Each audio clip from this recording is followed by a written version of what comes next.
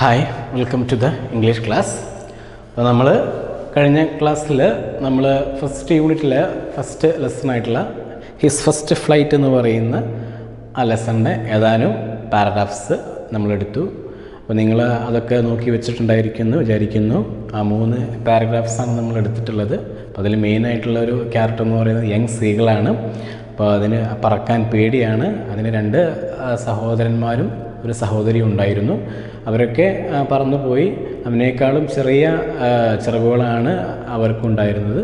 എന്നിട്ട് അവർ പറന്നുപോയി. പക്ഷേ നമ്മുടെ ഈ യങ് സീകൾ പറക്കാതെ അവിടെ തന്നെ പേടിച്ച് നിൽക്കുന്ന ആ ഒരു കാര്യമാണ് കഴിഞ്ഞ ക്ലാസ്സിൽ നമ്മൾ ചർച്ച ചെയ്തത്. അതുമാത്രമല്ല, ഈ പറക്കാത്തതിൻ്റെ പേരിൽ പാരൻസ് ഇവന് ഒരുപാട് വഴക്ക് പറയുന്നുണ്ട്.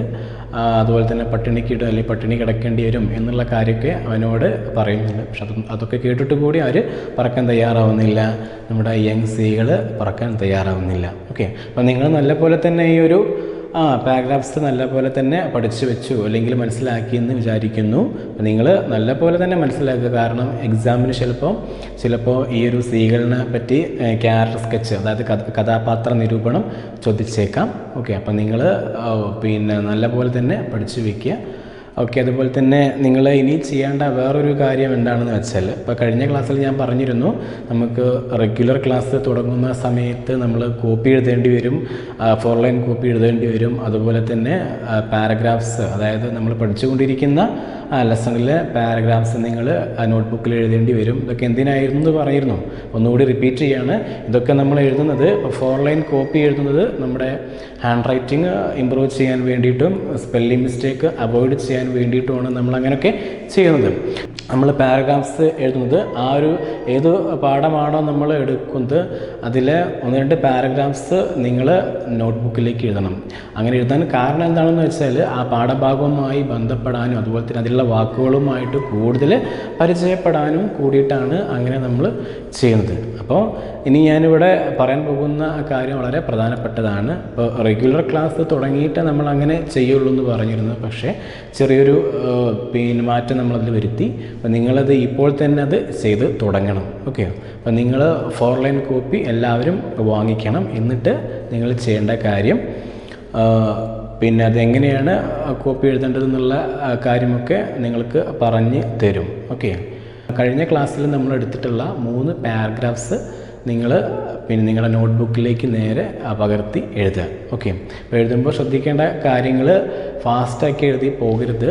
നിങ്ങൾ ഇനി ഫാസ്റ്റാക്കി എഴുതി പോവുകയാണെങ്കിൽ കൂടി നിങ്ങൾ ഓരോ വേർഡും കറക്റ്റാക്കി മനസ്സിലാക്കി പോവുക, അതിൻ്റെ അർത്ഥം പഠിച്ചു പോവുക, സ്പെല്ലിങ് മിസ്റ്റേക്ക് ഉണ്ടാക്കരുത്. അപ്പോൾ ഇങ്ങനെ പറയാൻ കാരണം എന്താണെന്ന് വെച്ചാൽ, നിങ്ങൾ എക്സാം എഴുതുമ്പോൾ അത് പേപ്പർ വാല്യുവേഷൻ ചെയ്യുന്ന ടീച്ചേഴ്സ് നിങ്ങൾ സ്പെല്ലിംഗ് മിസ്റ്റേക്ക് വരുത്തുന്നുണ്ടോ എന്ന് നോക്കും. അങ്ങനെ സ്പെല്ലിംഗ് മിസ്റ്റേക്ക് ഉണ്ടെന്നുണ്ടെങ്കിൽ നിങ്ങൾ നല്ലപോലെ എഴുതിയാലും ശരി, മാർക്ക് കുറയാൻ കാരണമാകും. ഓക്കെ, അപ്പോൾ അങ്ങനെയൊന്നും ഇല്ലാതിരിക്കാൻ വേണ്ടിയിട്ടാണ് ആദ്യം നമ്മൾ ഫസ്റ്റ് പോകുന്ന സമയത്ത് തന്നെ നല്ല രീതിയിൽ മുന്നോട്ട് പോകാം എന്നുള്ള രീതിയിലാണ് ഈ ആക്ടിവിറ്റീസൊക്കെ നിങ്ങളെ കൊണ്ട് ചെയ്യിക്കുന്നത്. അപ്പോൾ നിങ്ങൾ നോട്ട്ബുക്കിൽ കഴിഞ്ഞ ക്ലാസ്സിൽ എടുത്തിട്ടുള്ള ആ 3 പാരഗ്രാഫ്സ് നിങ്ങൾ നോട്ട്ബുക്കിലേക്ക് പകർത്തണം. ഓക്കെ, അപ്പോൾ നിങ്ങൾ കോപ്പി റൈറ്റിംഗ് ഞാൻ നിങ്ങളോട് പറയുന്നില്ല. കാരണം എന്താണെന്ന് വെച്ചാൽ, ചില ആളുകൾക്ക് ചിലപ്പോൾ എങ്ങനെയാണത് ഓരോ ലെറ്ററും എങ്ങനെയാണ് ഫോറിൻ കോപ്പിയിൽ എഴുതുക എന്നുള്ള ചിലപ്പോൾ കൺഫ്യൂഷൻ ഉണ്ടായിരിക്കും. അപ്പോൾ നിങ്ങൾ എഴുതാൻ കഴിയുന്ന ആളുകൾ എഴുതുക. കാരണം യൂട്യൂബിൽ നിങ്ങൾ നോക്കിക്കഴിഞ്ഞാൽ how to write foreign copy എന്ന് അടിച്ചു കഴിഞ്ഞാൽ എങ്ങനെയാണ് 4 വര കോപ്പിയിൽ എഴുതുക എന്നുള്ള കാര്യങ്ങളൊക്കെ നിങ്ങൾക്ക് മനസ്സിലാവും. അങ്ങനെ എഴുതാൻ കഴിയുന്ന ആളുകൾ നിങ്ങൾ കോപ്പി വാങ്ങിയിട്ട് ഇതിലെ ഫസ്റ്റ്, അതായത് the young seagull was alone on his ledge, അത് ഒരു വരിയിൽ എത്ര വേർഡ്സ് ആണോ എഴുതാൻ പറ്റുക ആ കാര്യങ്ങൾ നിങ്ങൾ എഴുതി തുടങ്ങുക. ഓക്കെ, അപ്പോൾ എന്തായാലും നിങ്ങൾ കോപ്പിയും കൂടി എഴുതി തുടങ്ങുക. അപ്പോൾ 2 കാര്യങ്ങൾ ഞാൻ നിങ്ങളോട് പറഞ്ഞു. പാരഗ്രാഫ്സ്, നിങ്ങൾ പഠിച്ചിട്ടുള്ള പാരഗ്രാഫ്സ് നിങ്ങൾ നേരെ നോട്ടിലേക്ക് പകർത്തുക. അതുപോലെ തന്നെ കോപ്പിയും എഴുതി തുടങ്ങുക. ഓക്കെ, അപ്പോൾ പിന്നെ കഴിഞ്ഞ ക്ലാസ്സിലും പറഞ്ഞ പോലെ ഇതിലുള്ള പ്രധാനപ്പെട്ട വേർഡ്സ് കാര്യങ്ങളൊക്കെ നല്ലപോലെ പഠിച്ചു വയ്ക്കുക. എന്നിട്ട് മുന്നോട്ട് പോവുക, നല്ല അടുക്കും ചിട്ടയോട് കൂടി മുന്നോട്ട് പോവുക. പിന്നെന്ന് പറയുമ്പോൾ നോട്ടിലൊക്കെ എഴുതുമ്പോൾ നല്ല മാർജിൻ വരച്ചിട്ടും അതുപോലെ തന്നെ ഡേറ്റും കാര്യങ്ങളൊക്കെ ഇട്ട് മുന്നോട്ട് പോവുക. ഇനി നമുക്ക് റെഗുലറായിട്ട് ക്ലാസ് തുടങ്ങിക്കഴിഞ്ഞാൽ ഇതിൻ്റെ ബാക്കി ഭാഗമായിരിക്കും നമുക്ക് എടുക്കുക. ഓക്കെ, അപ്പോൾ ഈ കാര്യങ്ങളൊക്കെ നല്ലപോലെ ശ്രദ്ധിച്ചുകൊണ്ട് നിങ്ങൾ മുന്നോട്ട് പോവുക. നമുക്ക് എന്തായാലും അടുത്ത പാരഗ്രാഫ് നോക്കാം. കഴിഞ്ഞ ക്ലാസ്സിൽ നമ്മൾ 3 പാരഗ്രാഫ്സ് നമ്മൾ പൂർത്തീകരിച്ചു. ഇനിയും അതിൻ്റെ ബാക്കിയാണ് നമ്മൾ എടുക്കാൻ പോകുന്നത്. ഓക്കെ, ഞാനത് അടുത്ത പാരഗ്രാഫ് തുടങ്ങുകയാണ്. The sun was now ascending the sky, blazing warmly on his ledge that faced the south. He felt the heat because he had not eaten since the previous nightfall. Then he had found a dried piece of mackerel's tail at the far end of his ledge. Now there was not a single scrap of food left.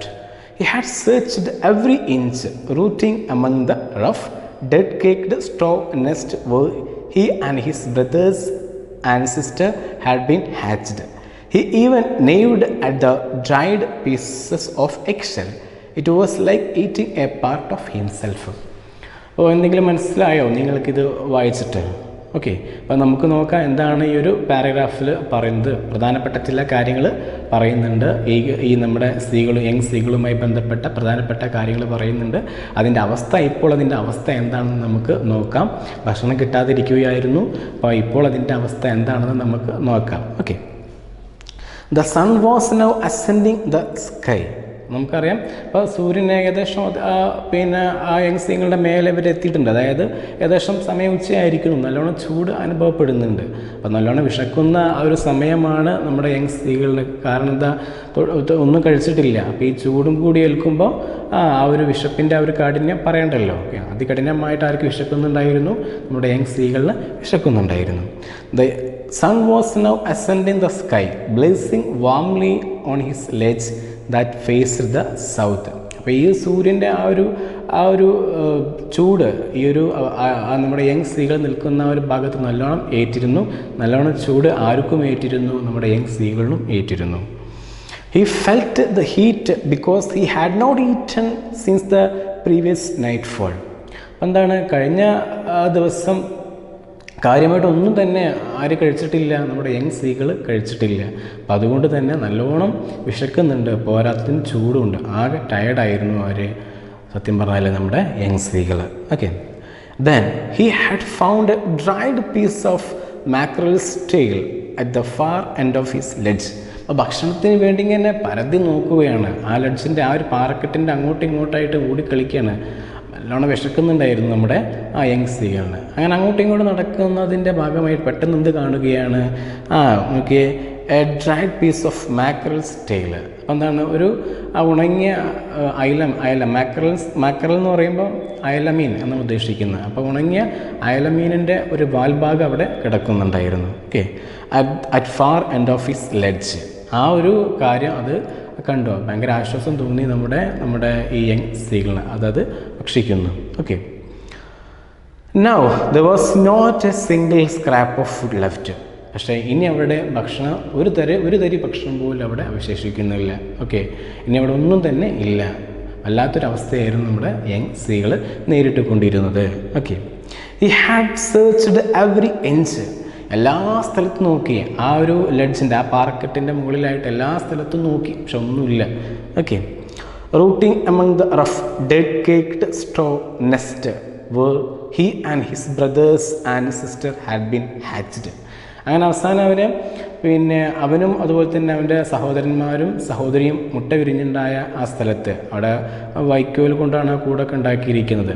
അപ്പോൾ ആ ഭാഗത്തേക്ക് അവന് നോക്കുകയാണ്. അപ്പം എന്ത് കാഴ്ചയാണ് അവിടെ കാണുന്നത് നോക്കി, എന്താണ് അവൻ ചെയ്യുന്നത് നമുക്ക് നോക്കാം. ഹി ഈവൻ നെയ്വ്ഡ് പറഞ്ഞാൽ കാർന്ന് തിന്നുക എന്നർത്ഥം. He even gnawed at the dried piece of excel. അപ്പോൾ അവർ മുട്ട വിരിഞ്ഞുണ്ടായ സമയത്ത് ആ മുട്ടയുടെ തോട് അവിടെ അവശേഷിച്ചിരുന്നു. അപ്പോൾ അതിൻ്റെ ആ തോട് കാർന്ന് തിന്നാൻ വരെ ആര് ശ്രമിച്ചു എന്നാണ് പറയുന്നത്? നമ്മുടെ യങ് സ്ത്രീകളെ ശ്രമിച്ചു. വിശപ്പടക്കാൻ പറ്റിയില്ല, അതുകൊണ്ടാണ് അങ്ങനെയൊക്കെ അവന് ചെയ്തത്. Okay, it was like eating A part of himself. അപ്പം അങ്ങനെ ആ ഒരു തോടങ്ങനെ കാർന്ന് തിന്ന് കഴിഞ്ഞ ശേഷം അവന് തോന്നിയത് അത് അവനെ തന്നെ തിന്നുന്നതായിട്ടാണ്, അവൻ്റെ ഒരു ഭാഗത്തെ തന്നെ തിന്നുന്നതായിട്ടാണ് അവന് തോന്നിയത്. ഓക്കെ, അപ്പോൾ ഇത്രയുമാണ് ആ ഒരു പാരഗ്രാഫിൽ ഉള്ളത്. അപ്പോൾ നിങ്ങൾ ഒന്നും കൂടി നല്ലപോലെ വായിച്ച് നോക്കുക. നിങ്ങൾക്ക് മനസ്സിലായിട്ടില്ല എന്നുണ്ടെങ്കിൽ ആദ്യം ഒരു തവണ വായിക്കുക, എന്നിട്ട് മനസ്സിലായിട്ടില്ല എന്നുണ്ടെങ്കിൽ ഞാൻ പറഞ്ഞ കാര്യം കേട്ടുകൊണ്ട് നിങ്ങളത് വായിക്കുക. Okay, yes. അപ്പോൾ നല്ലപോലെ മനസ്സിലാക്കാൻ ശ്രമിക്കുക. നമുക്കിനി നെക്സ്റ്റ് പാരഗ്രാഫ് നോക്കാം. Okay. He then trotted back and forth from one end of the ledge to the other, his long grey legs stepping daintily, trying to find some means of reaching his parents without having to fly. But on each side of him, the ledge ended in a sheer fall of precipice with the sea beneath, and between him and his parents there was a deep white crack. അപ്പോൾ എന്താണ് ആ പാരഗ്രാഫിൽ പറയുന്ന കാര്യങ്ങൾ നോക്കാം. അപ്പോൾ നിങ്ങൾ വേറെ ചില കാര്യങ്ങൾ കൂടി നിങ്ങൾ ചെയ്യണം.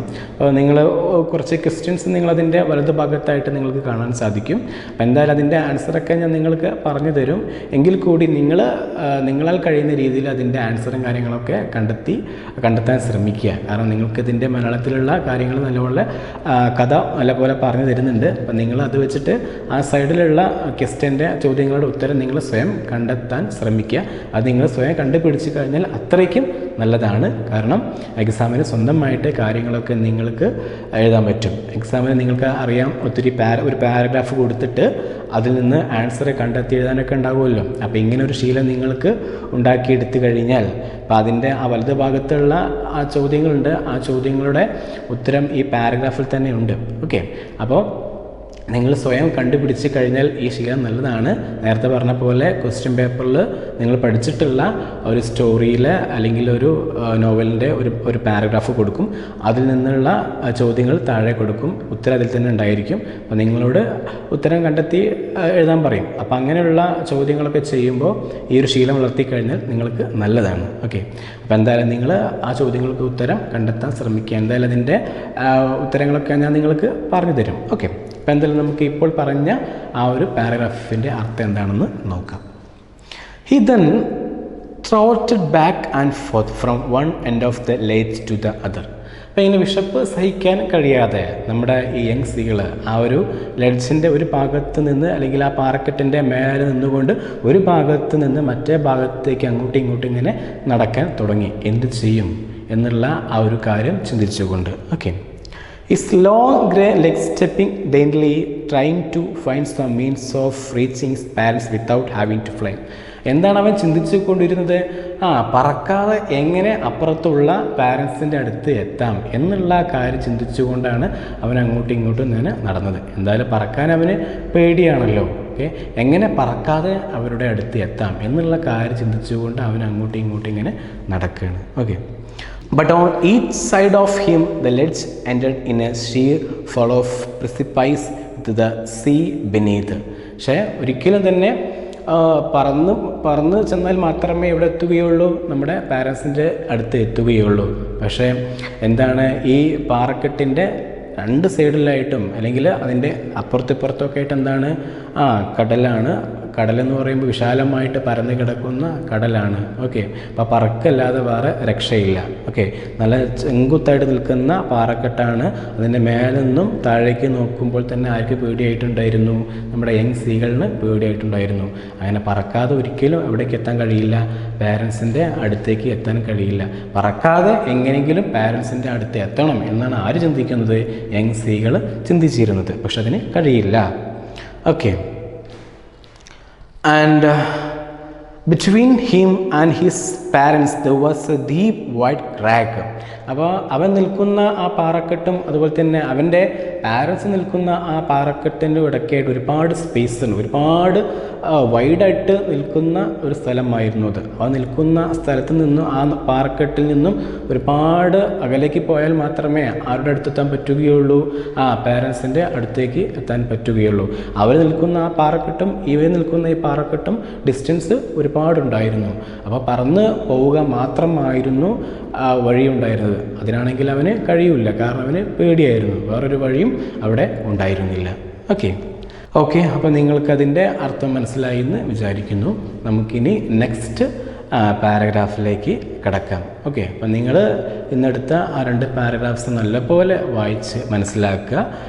കിട്ടാത്ത ഏരിയ ഏതെങ്കിലും ഉണ്ടെങ്കിൽ വീണ്ടും നിങ്ങൾ ഞാൻ പറയുന്ന കാര്യങ്ങൾ ശ്രദ്ധിക്കുക. ആ സമയത്ത് നിങ്ങൾ വായിക്കുക. ഓക്കെ, അപ്പോൾ നമ്മളിനി നെക്സ്റ്റ് പാരഗ്രാഫിലേക്ക് കിടക്കുകയാണ്. Surely he could reach them without flying if he could only move northwards along the cliff face. But then, on what could he walk? There was no ledge, and he was not a fly, and above him he could see nothing. The precipice was sheer, and the top of it was perhaps farther away than the sea beneath him. എന്താണ് അവിടെ പറയുന്നത് നോക്കാം. Surely he could reach them without flying if he could only move northwards along the cliff face. അപ്പോൾ നേരത്തെ പറഞ്ഞ പോലെ പറക്കാതെ അവിടേക്ക് എത്തുവാൻ കഴിയില്ല. എവിടേക്ക് എത്തുവാൻ കഴിയില്ല? അവൻ്റെ പാരൻസ് നിൽക്കുന്ന ഭാഗത്തേക്ക് എത്തുവാൻ കഴിയില്ല. ഇനിയിപ്പോൾ അവൻ നടക്കാമെന്ന് വിചാരിച്ചാലോ ആ നിൽക്കുന്ന ഭാഗത്തു നിന്നും കുറച്ച് ആ ഒരു ഭാഗത്തേക്ക് മാത്രമേ അവന് നടക്കാൻ കഴിയുകയുള്ളൂ. കാരണം എന്താ? പിന്നീട് അതിൻ്റെ അറ്റെന്ന് പറയുന്നത് താഴെ ചെങ്കുത്തായിട്ടുള്ള ഒരു പാറയാണത്. അപ്പോൾ അതിൻ്റെ ഒരു ഭാഗത്ത് നിന്ന് മറ്റൊരു സ്ഥലത്തേക്ക് പോകുമ്പോൾ പിന്നീട് അങ്ങോട്ട് കടലാണ്. അവിടെ നിന്ന് അങ്ങോട്ട് ആർക്ക് പോകാൻ പറ്റൂല? നമ്മുടെ യങ് സീകളിന് പോകാൻ പറ്റൂല. Okay, but then on what could he walk? There was no ledge, and he was not a fly. അപ്പോൾ അവന് എന്താ നടന്നു പോകാൻ പറ്റൂല. കാരണം എന്താണ്? ഈ നടന്നു പോകാൻ പറ്റാത്തതിൻ്റെ കാര്യം നമുക്കറിയാം. കാരണം വെള്ളത്തിൻ്റെ നടുക്കായിട്ടാണ് ഈ ഒരു പാറക്കെട്ടുള്ളത്. അപ്പോൾ അതിൻ്റെ ഒരു ചെറിയ പാറക്കെട്ടിൻ്റെ മേലെ ചെറിയൊരു സ്പേസ് മാത്രം ഉണ്ടാവുകയുള്ളൂ. അപ്പോൾ നടന്നു പോകാൻ എന്തായാലും കഴിയില്ല. പറന്നു പോയാൽ മാത്രമേ ഇവിടെ എത്തുകയുള്ളൂ. അപ്പുറത്ത് പാരൻസിൻ്റെ അടുത്ത് എത്തുകയുള്ളൂ. Above him he could see nothing. The precipice was sheer, and the top of it was perhaps farther away than the sea beneath him. അപ്പോൾ അവിടെ അത് നിൽക്കുന്ന ആ പാറക്കെട്ടിൻ്റെ ആ ഒരു സവിശേഷതയാണ് പറയുന്നത്. നല്ല ചെങ്കുത്തായിട്ട് നിൽക്കുന്ന ഒരു പാറക്കെട്ടാണ്. ഓക്കെ, അപ്പോൾ നമ്മളതിൻ്റെ മേലെ ഭാഗത്ത് താഴേക്ക് നോക്കിയാൽ അതിൻ്റെ നേരെ ചെങ്കുത്തായിട്ട് നിൽക്കുന്ന പാറക്കെട്ടായിരുന്നു. ഓക്കെ, അപ്പോൾ ആ പാറക്കെട്ടിൻ്റെ സവിശേഷതയാണ് പറയുന്നത്. പ്ലെയിൻ ആയിട്ടുള്ള ഒരു ചെരിഞ്ഞിട്ടുള്ള പാറക്കെട്ടൊന്നും അല്ലായിരുന്നു. നല്ല നേരെ ചെങ്കുത്തായിട്ടുള്ള പാറക്കെട്ടായിരുന്നു. അപ്പോൾ അവിടെ നിന്ന് നടന്ന് എന്തായാലും എവിടേക്ക് പോകാൻ പറ്റൂല. അപ്പുറത്ത് നിൽക്കുന്ന പാരൻസിൻ്റെ അടുത്ത് എത്താൻ പറ്റൂല. അവിടേക്ക് എത്തണമെന്നുണ്ടെങ്കിൽ പറന്ന് തന്നെ പോകണമായിരുന്നു. ഓക്കെ, അപ്പോൾ ഈ നേരത്തെ ആ പാരഗ്രാഫിൽ പറഞ്ഞ കാര്യങ്ങൾ തന്നെയാണ് ഇവിടെയും പറയുന്നത്. അപ്പോൾ നിങ്ങൾക്കത് മനസ്സിലായി എന്ന് വിചാരിക്കുന്നു. നിങ്ങൾ ആ ഒരു പാരഗ്രാഫും കൂടെ നല്ലോണം ഒന്ന് വായിക്കുക. ഓക്കെ, ഇനി നമുക്ക് തൊട്ട് താഴെയുള്ള പാരഗ്രാഫ് നമുക്ക് എടുക്കാം. He stepped slowly out to the brink of the ledge, and standing on one leg with the other leg hidden under his wing, he closed on one eye, then the other, and pretended to be falling asleep. Still they took no notice of him. He saw his 2 brothers and his sister lying on the plateau dozing with their heads sunk into their necks. His father was preening in the feathers on his white back. Only his mother was looking at him. Okay, അപ്പോൾ എന്തൊക്കെയാണ് ഈ ഒരു പാരഗ്രാഫിൽ പറയുന്നത് നമുക്ക് നോക്കാം. Okay, നോക്കുക, എല്ലാവരും ശ്രദ്ധിക്കാം. He stepped slowly out of the brink of the ledge, and standing on one leg with the other leg hidden under his wing. അവൻ വീണ്ടും തന്നെ ഈ ഒരു ലെഡ്ജിൻ്റെ അഗ്രഭാഗത്തേക്കായിട്ട് വരികയാണ്. ഇനി അവൻ ചില സൂത്രങ്ങൾ അവിടെ ചെയ്യുന്നുണ്ട്. അപ്പുറത്ത് പാറക്കെട്ടിൽ നിൽക്കുന്ന പാരൻസ് ഇവനെ ശ്രദ്ധിക്കണം എന്ന് വിചാരിച്ചിട്ട് എന്തൊക്കെ ചെയ്യുന്നുണ്ട് നോക്കിയേ. Standing on one leg with the other leg hidden under his wing, he closed one eye, then the other, and pretended to be falling asleep. എന്താണ്? അവന് ഒരു കാല് മേലേക്ക് ഉയർത്തിപ്പിടിച്ചുകൊണ്ട് അവൻ ഉറങ്ങുന്ന രീതിയിൽ അഭിനയിക്കുകയാണ്. ഓക്കെ, ഇതാര് കാണാൻ വേണ്ടിയിട്ടാണ്? അപ്പുറത്തുള്ള പാരൻസ് കാണാൻ വേണ്ടിയിട്ടാണ് അവന് അങ്ങനെ ചെയ്യുന്നത്. Okay, still they took no notice of him. പക്ഷെ ഇവൻ ഇങ്ങനെയൊക്കെ ചെയ്തിട്ടും ആരും ശ്രദ്ധിച്ചില്ല. പാരൻസ് ഇവനെ ശ്രദ്ധിച്ചില്ല, മറ്റാരും ഇവനെ ശ്രദ്ധിച്ചില്ല. He saw his two brothers and sister lying on the plateau dozing with their heads sunk into their necks. അപ്പോൾ എന്താ ചെയ്യുന്നുണ്ട്, അപ്പുറത്ത് ഒരു പ്ലെയിൻ ആയിട്ടുള്ളൊരു പാറക്കെട്ടാണ്. അപ്പോൾ ആ പാറക്കെട്ടിൽ ആരൊക്കെയുണ്ട്, അവിടെ പാരൻസ് ഉണ്ട്, അതുപോലെ തന്നെ ബ്രദേഴ്സും ഈ സിസ്റ്ററും ഉണ്ട്. ഓക്കെ, അപ്പോൾ അവർ ആ ബ്രദേഴ്സ് എന്ത് ചെയ്യുന്നുണ്ട്, അവരുടെ കഴുത്ത് ചിറകിൻ്റെ ഉള്ളിലേക്ക് ആക്കി വെച്ചിട്ട് അവിടെ മയങ്ങുന്നുണ്ട്. ഓക്കെ, അതുപോലെ തന്നെ his father was cleaning the feathers on his white bag. ആ ഫാദർ എന്ത് ചെയ്യുന്നുണ്ട്, ചിറകുകളൊക്കെ വൃത്തിയാക്കുന്ന ആ തിരക്കിലാണ്. Okay, all his mother was looking at him. അപ്പോൾ ആര് മാത്രമേ അവൻ നോക്കുന്നുണ്ടായിരുന്നുള്ളൂ, അവൻ്റെ അമ്മ മാത്രമേ അവനെ ശ്രദ്ധിക്കുന്നുണ്ടായിരുന്നുള്ളൂ. ഓക്കെ, അപ്പോൾ ഇതോടുകൂടി നമ്മൾ ഈ ഒരു ഭാഗം ഇവിടെ സ്റ്റോപ്പ് ചെയ്യാണ്. നമ്മൾ ഏകദേശം കുറച്ച് പാരഗ്രാഫ്സ് മൂന്നോളം പാരഗ്രാഫ്സ് നമ്മൾ ഇന്ന് എടുത്തിട്ടുണ്ട്. ചെറിയ ഇൻട്രസ്റ്റിംഗ് ആയിട്ടുള്ള സ്റ്റോറിയാണ്. അപ്പോൾ നിങ്ങൾക്കത് മനസ്സിലായിട്ടുണ്ടെന്ന് വിചാരിക്കുന്നു. അപ്പോൾ എന്തെങ്കിലും സംശയം ഉണ്ടെങ്കിൽ ആ പാരഗ്രാഫ് വീണ്ടും വായിക്കുക, ഞാൻ പറഞ്ഞ കാര്യങ്ങളൊക്കെ നിങ്ങൾ വീണ്ടും കേൾക്കുക. ഓക്കെ, അപ്പോൾ ഞാൻ നേരത്തെ ക്ലാസ് തുടങ്ങിയ സമയത്ത് പറഞ്ഞ പോലെ നിങ്ങൾ ചെയ്യേണ്ട കാര്യം അതാണ്, നിങ്ങൾക്ക് തരുന്ന ആക്ടിവിറ്റീസ്, നിങ്ങൾക്ക് തരുന്ന വർക്ക് അതാണ്. നമ്മൾ എടുത്തിട്ടുള്ള ഈ പാഠഭാഗത്തിൽ നമ്മൾ എടുത്തിട്ടുള്ള പാരഗ്രാഫ്സ് ഒക്കെ തന്നെ നിങ്ങൾ നോട്ടിലേക്ക് നേരെ പകർത്തുക. അതുപോലെ തന്നെ കോപ്പിയും എഴുതുക.